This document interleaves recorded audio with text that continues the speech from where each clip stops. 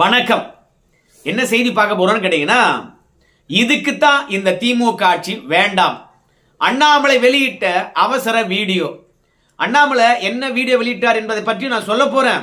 அது மட்டும் இல்ல, சவுக்கு சங்கர்ல இருந்து எதிர்கட்சி தலைவர்ல இருந்து டிடிவி தினகரன் வரைக்கும் அன்புமணி ராமதாஸ் வரைக்கும் ஒட்டுமொத்த பேரும் ஏண்டா நம்ம தமிழ்நாட்டில் தான் இது நடந்ததா அப்படின்னு சந்தேகப்படுகின்ற அளவுக்கு ஒரு சம்பவம் நடந்து போச்சு. இதனால தான் இந்த ஆட்சியே வேண்டாம் அப்படின்னு அவங்க எல்லாம் சொல்லியிருக்கிறாங்க. அப்படி என்ன சம்பவம் நடந்து போச்சு அப்படின்றத ரெண்டாவதா பார்க்க போறோம். இப்போ அண்ணாமலை வெளியிட்டு இருக்கக்கூடிய அவசர வீடியோ. இந்த வீடியோ என்னன்னு கேக்குறீங்களா? இந்த வீடியோனுடைய வாய்ஸை நான் தந்திருப்பேன். ஆனா இந்த வீடியோவை ரெக்கார்ட் பண்ண மனுஷன் சினிமா பாட்டுடன் இந்த வீடியோவை ரெக்கார்ட் பண்ணிருக்காரு. நாம அந்த வாய்ஸுடன் இந்த வீடியோவை நான் உங்களுக்கு தந்தேன்னு வச்சுங்களேன், காப்பிரைட் வரும். யூடியூப்ல எக்ஸ் தளத்தில் போடலாம், பேஸ்புக்கில் கூட போடலாம். ஆனா யூடியூப்ல சினிமா பாட்டுடன் இந்த வீடியோவை அப்படியே ரிலீஸ் பண்ணவே முடியாது. அதனால இந்த வீடியோவில் என்ன நடந்தது என்ற விஷயத்த நான் உங்களுக்கு சொல்லிடுறேன். சேலம் மேலச்சேரி அந்த பகுதியில் பிரசாந்த்னு ஒருத்தருக்காங்க. அவங்களுடைய தாயாரும் அவங்களுடைய சகோதரரும் 24 மணி நேரம் கள்ளத்தனமாக மது விற்பனை செய்யறாங்க. இதுல ஏண்டா டேய் அதிகமான விலை வச்சு விற்கிறீங்க, அரசாங்கம் பார்ல கூட விற்கலான்னு சொல்லி இருக்குது. அது மட்டும் இல்லாம 12 மணிலிருந்து நைட்டு 10 மணி வரைக்கும் தான் சரக்கே விற்கணும். ஆனா 24 மணி நேரம் மக்கள் குடியிருப்பு பகுதியில் சரக்கு வித்துட்டுறீங்களே, இல்ல நியாயமாடா அப்படின்னு யாராவது போய் கேட்டா உடனடியாக இந்த போட்டோ பாருங்களேன். இந்த போட்டோவில் யார் இருக்கிறாங்க? நம்முடைய மருத்துவத்துறை அமைச்சர் மா சுப்பிரமணியன் அவர்கள் இருக்கின்றார். இந்த மருத்துவத்துறை மா சுப்பிரமணியன் அவர்களை பற்றி சில விஷயங்களை குறிப்பிட்டு ஆக வேண்டும். என்னன்னே தெரியல, இந்த கயவர்கள் என்று சொல்றாங்க இல்லையா, அந்த குற்றவாளிகள் ஒட்டுமொத்த பேரும் நம்முடைய மா சுப்பிரமணியனுடன் தான் நின்று போட்டோவே எடுத்துட்டு இருக்காங்க. ஞானசேகரன் நின்று இருக்கான் பாருங்க, அவன் பாலியல் குற்றவாளி. சென்ட்ரா ஒரு பெண் நம்ம மா சுப்பிரமணியனுடன் நின்று போட்டோ எடுத்திருக்காங்க. இவங்க யாரான்னு கேட்டீங்கன்னா, கஞ்சா விற்கிற பெண்மணி. ஒரு முறை 2 முறை இல்ல, 24 முறை கஞ்சா விற்றதுக்காக இந்த பொண்ணை கைது பண்ணியிருக்கிறாங்க. ஆனா மா சுப்பிரமணியனுடன் நெருக்கமா இருப்பதனால இவங்க மீது குண்டர் சட்டம் பாயவே இல்லை. அடிக்கடி உள்ள போறாங்க, அடிக்கடி வெளியே வராங்க, கஞ்சா விற்கிறாங்க. ஆனா நம்ம மினிஸ்டர் தான் சொல்லியிருந்தாரு, ஏன்பா கஞ்சா புழக்கமானது தமிழகத்தில் கிடையாதுப்பா, ரெண்டாவது கஞ்சா வளர்ப்பு என்பது தமிழகத்தில் 0பா அப்படிங்கிறாங்க. ஆனா நம்ம மா சுப்பிரமணியம் அவர்கள் கஞ்சா விற்கின்ற பெண்மணிக்கு பக்கத்தில் நின்று போட்டோ எடுத்திருக்கார். இப்ப என்னடான்னு பார்த்தா அந்த பிரசாந்த் சேலம் மேச்சேரியில 24 மணி நேரம் சரக்கு ஓட்டுறவங்க அவருடன் நின்று போட்டோ எடுத்திருக்கின்றார். சோ குற்றவாளியினுடைய தாயகம் திமுகவா, இல்ல குற்றவாளிகளுடைய அடக்கலமும் ஆபத் பாந்தவனும் நம்ம மருத்துவத்துறை அமைச்சரா? எல்லாரும் கேட்கிறாங்கப்பா. இந்த மாதிரி யாராவது போய் சரக்கு இப்படி விற்கலாமா அப்படின்னு கேட்டா, நான் யார் தெரியுமா, நடப்பது யார் ஆட்சி தெரியுமா அப்படின்னு இந்த பிரசாந்த் மிரட்டுறாராம்.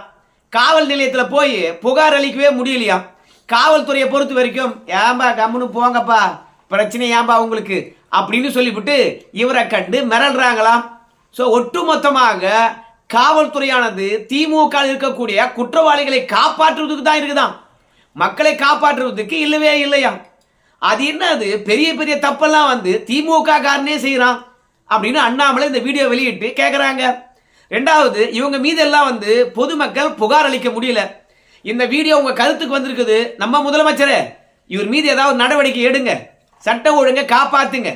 போதைப்பொருள் புழக்கம் தான் கட்டுக்கடங்கமா கிடைக்குதுன்னு பார்த்தா இங்க கள்ள மதுவும் உன் கட்சிக்காரனே விற்கிறானா சாமி, நீ அப்புறம் என்னத்த ஆட்சி நடத்தின அப்படின்னு அண்ணாமலை கேட்டிருக்கின்றார். மொத்தமாக டாஸ்மார்க்ல மட்டுமே வித்தா 50,000 கோடிக்கு மேல வருமானம் வராது. ஏன்னா 12 மணிலிருந்து நைட்டு 10 மணி வரைக்கும் தான். அதுக்குள்ள எத்தனை பேர் வரிசையில் வாங்கிடுவான். அதனால இந்த மாதிரி பிரான்ச் வச்சுக்க வேண்டியது, டாஸ்மார்க்கு போக வேண்டியது, ஒட்டுமொத்தமாக வாங்க வேண்டியது, வீட்டில் கொண்டு பதுக்க வேண்டியது, பிறகு விற்க வேண்டியது, வித்த பிறகு அந்த காசு கொண்டு போய் டாஸ்மார்க்ல கட்ட வேண்டியது, கேஸா வீட்டில் இறக்க வேண்டியது. இப்படியே பல்கா அரசாங்கத்துக்கு தெரியாம அங்கங்க கிளைகளை ஓபன் பண்ணி விற்பதனால தான் இந்தியாவிலே அதிக மது விற்பனை தமிழகத்தில் நடக்குது. ஆண்டுக்கு 50,000 கோடியை தாண்டி விற்பனை ஆகிறது. அதுல என்ன கொடுமை தெரியுமா?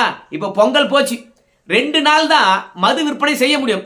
மற்ற நாள்லாம் மது கடை மூடிடுவாங்க. ஆனா 2 நாள்ல 789 கோடி ரூபாய்க்கு மது வித்திருக்காங்க. அப்படின்னா எப்படி வித்திருந்தா அந்த அளவுக்கு கோடி கையில பணம் கிடைச்சிருக்கும்? இப்படி வித்து தான் கட்சிக்காரனுக்கு வருமானம் வந்த மாதிரியும் இருக்குது, டாஸ்மார்க்ல விற்பனை ஆன மாதிரியும் இருக்குது. ஆட்சிக்கு வந்து நீ என்னடா எனக்கு பண்ண அப்படின்னு கட்சிக்காரன் வந்து பாத்தீங்கன்னா எம்எல்ஏ கேட்காம இருப்பான். அதனால இந்த மாதிரி ஒரு தொழிலை திமுக காரங்க வச்சுக்கிட்டாங்க போல இருக்குது. ஆனால் அழிவது என்னவோ வந்து நம்ம தமிழ்நாட்டு மக்கள் தான். நம்முடைய தமிழிசை சவுந்தரராஜன் தான் கேள்வி கேட்டாங்க இன்னைக்கு. என்ன கேள்வினா, நாங்கள் மகளிர் உரிமை தொகையானது 24,000 ரூபாய் ஒரு பெண்ணுக்கும் கொடுத்துருக்குறோம் அப்படின்னாங்க. அதே மாதிரி பெண்களும் சரி ஆண்களும் சரி இலவசமாக பேருந்தில் போய் 29,000 ரூபாய் ஒவ்வொரு பெண்ணும் சேமிச்சிருக்கிறாங்க அப்படின்னு சொன்னாங்க. எல்லாம் ரைட்டு தான். டாஸ்மார்க்கு மாதா மாதம் ஒரு குடும்ப தலைவியோ இல்ல குடும்பத்தில் இருக்கக்கூடிய கணவனோ எவ்வளவு செலவழிக்கிறாங்க அந்த கணக்கை சொல்லுங்க. அப்புறம் நீங்க கொடுத்தது அதிகமா, டாஸ்மார்க்ல குடும்பங்கள் போய் காசை செலவழிச்சது அதிகமா அப்படின்னு பார்த்துக்கலாம். நீங்க கொடுத்து குடும்பம் வந்து பணத்தை சேர்த்துதோ இல்லையோ, ஆனால் குடும்பத்தில் இருந்த எல்லா பணமும் டாஸ்மார்க்ல கொண்டு போய் கொடுத்து குடும்பங்கள் அழிஞ்சது தான் அதிகம். நம்ம கனிமொழி அவர்களை பொறுத்த வரைக்கும் இளம் விதவைகள் அதிகமாக இருக்கின்ற மாநிலம் தமிழ்நாடுன்னாங்க. ஆனால் அன்னைக்கு டாஸ்மார்க் வருமானம் 18,000 கோடி, இன்னைக்கு 50,000 கோடி. 18,000 கோடிக்கே இளம் விதவைகள் சாராயத்தை குடிச்சிட்டு கணவன் இருப்பதனால அதிகமாக இருக்கிறாங்கன்னு சொன்ன நம்ம அக்கா கனிமொழியினுடைய கணக்கு இப்ப எத்தனை விதவைகள் இருப்பாங்க, எவ்வளவு பேர் அதிகரிச்சிருப்பாங்க? இப்போ வாய் திறக்க சொல்லு கனிமொழி அவர்களை பார்க்கலாம். டாஸ்மார்க்கையும் தாண்டி திமுக காரன் வீட்டில் 24 மணி நேரம் மது ஓட்டுறான். இந்த சட்டவிரோதமான செயல்னால எத்தனை பேர் செத்து இருப்பான்? இல்ல விற்கின்ற மதுவு அரசாங்கத்தினால் டாஸ்மார்க்ல இருந்து வாங்கப்பட்டதா இல்ல இவங்களே தயாரிக்கின்ற கள்ள மதுவா? ஒண்ணுமே புரியல. மொத்தத்துல திமுக ஆட்சிக்கு வந்து திமுக காரனே குற்றவாளியா இருந்தா நம்ம யார்கிட்ட போய் புகார் அளிப்பது? இப்போ காவல்துறையை பொறுத்த வரைக்கும் கஞ்சாவை ஒழிக்க முடியுமா? ஒழிக்க முடியும். ஆனா கஞ்சா விற்பது யாரு? திமுக காரனா இருக்கிறான். எப்படி நடவடிக்கை எடுக்க முடியும்? அதனால திமுக காரங்கிட்ட இருந்து தமிழ்நாட்டை காப்பாற்றணும்னா இந்த ஆட்சி இருக்கக்கூடாது. இதெல்லாம் ஒரு புறம் இருந்தாலும் நம்ம கேள்விப்படாத ஒண்ணு என்ன தெரியுமா? பெரம்பலூர் மாவட்டம் திருமாந்துறை என்று தான் நான் நினைக்கிறேன். அந்த பகுதியில் வந்து ஒரு 4 காவலர்கள் வெள்ளைக்காளி மற்றும் அவருடைய நண்பர் 2 பேரையும் வாகனத்தில் அழைச்சிட்டு வர்றாங்க. இவங்க 2 பேரும் வந்து பார்த்தீங்கன்னா திருட்டு வழக்கு, கொலை வழக்கு, போதைப்பொருள் விற்பனை, இப்படி பல்வேறுபட்ட வழக்கில் சம்பந்தப்பட்டவங்க. இவங்களை பல்வேறுபட்ட நீதிமன்றங்களில் ஆஜர்படுத்தணும். அப்படி ஆஜர்படுத்துகின்ற போது அவங்களுக்கான தண்டனை நீதிமன்றமானது வழங்கும். இல்லைனா சம்மன் அனுப்பிட்டு போங்கப்பா, ஆஜராட்டிங்களா, மீண்டும் நீங்க 19ஆம் தேதி வாங்க அப்படின்னு சொல்லிட்டு வழக்கை தள்ளி வைப்பாங்க. அதற்காக குற்றவாளி ஆஜர்படுத்துறதுக்காக 4 காவலர்கள் வந்து பார்த்தீங்கன்னா பலத்த பாதுகாப்புடன் அழைச்சிக்கிட்டு வராங்க. நம்ம சொன்னோம் இல்லையா, பெரம்பலூர் மாவட்டம் திருமாந்துறையில் வந்து சாலை ஓரம் இருக்கக்கூடிய ஒரு உணவகத்தில் வாகனத்தை நிறுத்திட்டு குற்றவாளிகள் அழைச்சிக்கிட்டு உணவருந்த போறாங்க. ஆனா இதை பார்த்துக்கிட்டு இருந்த 4 பேரோ 5 பேரோ தெரியல, இந்த குற்றவாளி மீது வெடிகுண்டு வீசுவதற்காக பின்தொடர்ந்து வந்திருக்கின்றார்கள். ஆனா குற்றவாளி எஸ்கேப் ஆயிட இந்த கையெறி குண்டுகளை, குறிப்பா நாட்டு வெடிகுண்டுகளை இந்த வெள்ளைக்காலியை க்ளோஸ் பண்ண என்பதற்காக அவருடைய எதிரிகள் வீசினாங்க இல்லையா, அப்படி வீசுகின்ற போது 4 காவலர்களும் படுகாயமடைந்து விட்டார்கள். நம்ம தமிழகத்துல குற்ற செயல்களை பொறுத்த வரைக்கும் எப்படி எப்படிலாம் அரங்கேறுது பாருங்க. அது மட்டும் இல்ல, காவலர்கள் துப்பாக்கி ஏந்தி குற்றவாளியை பாதுகாப்பா அழைச்சிட்டு போறாங்க. ஆனா அவங்க இருந்தா என்ன புடிங்கிடுவாங்க அப்படின்ற ஒரு எண்ணமா என்னன்னு தெரியல.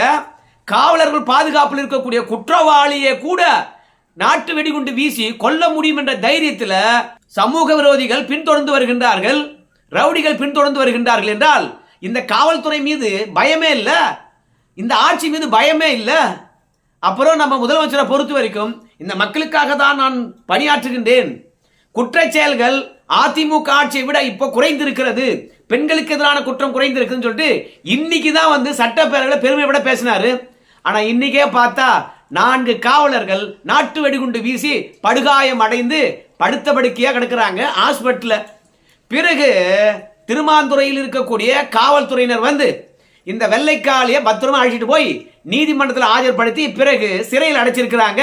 இதனைத் தொடர்ந்து பெரம்பலூர் மாவட்ட எஸ்பி அவர்களை பொறுத்த வரைக்கும் இந்த குற்றவாளிகளை கண்டுபிடிப்பதற்காக 5 தனிப்படைகள் அமைத்திருக்கின்றார்கள்.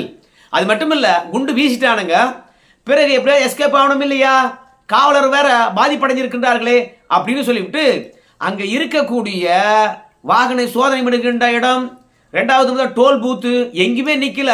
சும்மா அங்க இருக்கின்ற சிசிடிவி கேமராவில் அந்த தடுப்பெல்லாம் உடைச்சி எறிஞ்சுக்கிட்டு 2 கார்கள் போகுது. ஒரு காரு கேரளா பதிவெண் கொண்டது, ஒரு காரு தமிழ்நாடு பதிவெண் கொண்டது.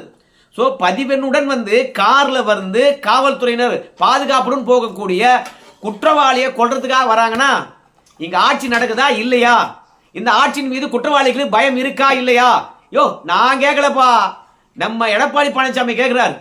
அதுல இந்த ஆட்சி உலகத்திலே இல்லாத அளவுக்கு சிறப்பா நடத்துறாராம். இங்க இருக்கக்கூடிய சட்ட ஒழுங்கெல்லாம் பார்த்து இந்தியாவில் இருக்கக்கூடிய மற்ற மாநிலங்களும் ஆச்சரியப்படுகின்றார்களாம்.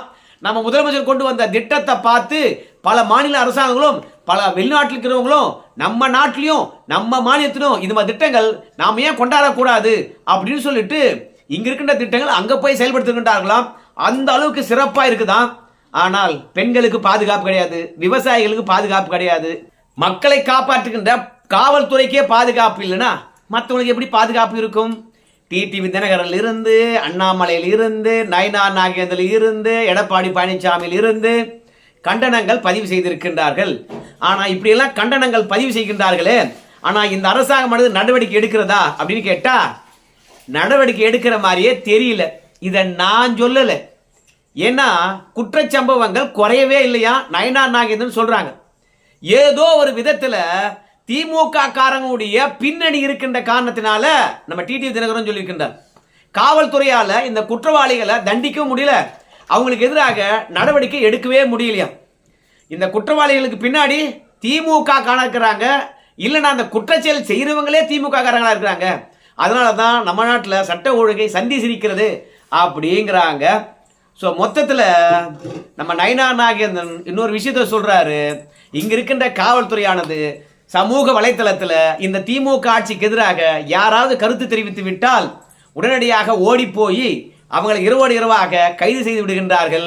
ஆனால் தங்களுடைய காவலர்களை காப்பாற்றுவதற்கு கூட இந்த அரசாங்கத்தினால் நடவடிக்கை எடுக்க முடியல. காவல்துறை திமுக எதிராக பேசுறவங்களை மட்டும்தான் கைது பண்ணுமா? இந்த மாதிரி குற்றவாளிகளை கைது பண்ணவே மாட்டாங்களா? அப்போ இந்த ஆட்சியை நம்பி நாம் எப்படி நிம்மதியா இந்த ஊர்ல இருக்க முடியும்? அதுலயும் சவுக்கு சங்கரை பொறுத்த வரைக்கும் இந்த காவலர்கள் அடிப்பட்டு கீழே விழுந்து கிடக்கின்ற காட்சியை புகைப்படத்தை போட்டுட்டு ஒரு வார்த்தை கேட்டிருக்கின்றார். நான் சொன்னேன்ல, இந்த ஆட்சி என்னத்துக்கு, இதுக்குத்தான் இந்த ஆட்சி வேணான்னு, நம்மளை காப்பாத்துறதுக்கு இல்லையா. நம்ம முதலமைச்சருடைய துறையில காவலர் இருக்கிறாங்க, அவங்கள காப்பாற்ற கூட இந்த ஆட்சியால முடியலன்னா இந்த காவலருடைய கையை கட்டி போட்டு வச்சிருக்காங்கன்னா யாரை காப்பாத்துறதுக்காக காவல்துறை கையை கட்டி போட்டு வச்சிருக்காங்க. இது நம்ம தமிழ்நாட்டுக்கு இழுக்கு, தமிழ்நாட்டு மக்களுக்கு இழுக்கு, ஆளுகின்ற அரசாங்கத்துக்கு இழுக்கு. ஆனா பாருங்களேன், யாராவது ஒரு அப்பாவிய ஆனா காவல்துறை கைது பண்ணுகின்ற போது தப்பிச்சு போனாங்க, காலில் சுட்டோம், தலையில சுட்டோம், செத்து போயிட்டான் அப்படின்னு சொல்லிவிட்டு இந்த ஆட்சி முடிகின்ற தருணத்துல சட்டம் ஒழுங்கை தூக்கி நிறுத்திட்டோம் அப்படின்னு பீத்திக்குவாங்க. ஆனா எடப்பாடியார் சொன்னதுதான் எனக்கு ஞாபகம் வருது. என்ன ஞாபகம் வருது அப்படின்னு கேட்டீங்கன்னா, இந்த ஆட்சி முடிகின்ற வரைக்கும் அவங்க உங்களை பத்திரமா பார்த்துக்குங்க, அதிமுக ஆட்சி வருகின்ற வரைக்கும் அப்படின்னு எடப்பாடி பழனிசாமி சொன்னாரு. நேற்று மோடி கூட சொன்னார், ஜெயலலிதா மாதிரி சட்டம் ஒழுங்கை காப்பாற்ற முடியுமா, சமூக விரோதிகளை அழிக்க முடியுமா அப்படின்னு கேள்வி கேட்டார். நம்ம பிரதமர் மோடி கூட தெரியுது சட்டம் ஒழுங்கை ஜெயலலிதா அவர்கள் எந்த அளவுக்கு பாதுகாத்தார், மக்கள் எவ்வளோ பாதுகாப்பாக இருந்தாங்கன்னு சொல்லிவிட்டு. ஸோ எதிரியாகவே இருந்தாலும் அவங்கள முன்னுதாரணமாக எடுத்துக்கிட்டு நம்ம முதலமைச்சர் அவர்களை பொறுத்த வரைக்கும் எவ்வளோ சீரும் சிறப்புமாக குற்றச்செயல்களை கண்ட்ரோல் பண்ணி மக்களை பாதுகாப்பாக வச்சிருக்கலாம். ஆனால் ஆட்சி முடிகின்ற தருணத்தில் கூட ஆட்சி ஆடுறதுக்கு கற்றுக்கலன்னா எப்போ கற்றுக்க போகிறாரு? அடுத்த முறை அவங்க ஆட்சி தான் வருமா, திராவிடம் 2.0வா? ஆனால் எத்தனை பேர் பார்த்தீங்கன்னா நிம்மதியாக இருக்க போகிறாங்கன்னு தெரியல. அதனால் காசு வாங்கிக்கின்னு திமுக ஓட்டு போடாதீங்கயா, உங்கள் காசு தான், காசை வாங்கிக்கின்னு வேறு யாருக்குன்னா ஓட்டு போடுங்க அப்படின்றது அவங்களுடைய கருத்து. ஏன்னா காசு வாங்கிக்கணுன்னு நன்றி உணர்ச்சியை காட்டுறோன்னு சொல்லிட்டு ஓட்டு போட்டிங்கன்னா இன்னைக்கு காவல்துறையினருக்கு நடந்தது நாளைக்கு உங்களுக்கே நடக்கும் அப்படின்றது நயினார் நாகேந்திரன், டிடிவி தினகரன், எடப்பாடி பழனிசாமி மற்றும் அண்ணாமலையுடைய கருத்தாக இருக்கிறது. சிந்திப்பீங்களா? தெரியல, பொறுத்து பார்க்கலாம். நன்றி.